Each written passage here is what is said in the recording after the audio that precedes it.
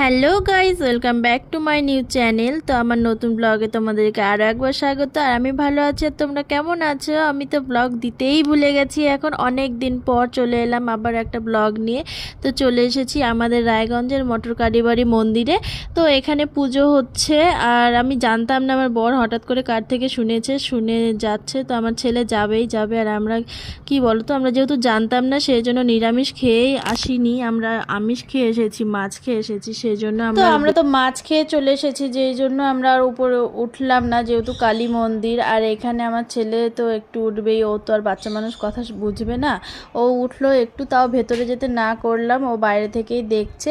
আর এদিকে আমি একটু প্রণাম করে নিলাম, কি করবো, আর উপরে উঠতে পারছি না, দুঃখের বিষয়। তো আমার ছেলে গেছে একটু টিপ নিতে, লাল টিকা যে হয় সেই টিপ নিতে, সবাই নিচ্ছিল প্রণাম করে।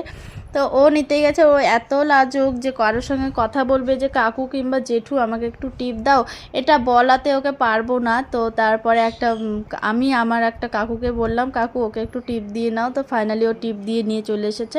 আর এদিকে দেখো, মেলায় গেছে, জিলাপি খাবো না তাই কখনো হয়, একটু জিলিপি নিয়ে ওখানে খেয়ে দিয়ে আমরা চলে আসছি। আর দেখো মন্দিরের এটা ফাইনাল লুক। আর মন্দিরটা কিন্তু নতুন করেছে, কেমন হয়েছে গাইজ একটু জানাবে প্লিজ। তো ভিডিওটা এখান থেকে বাই।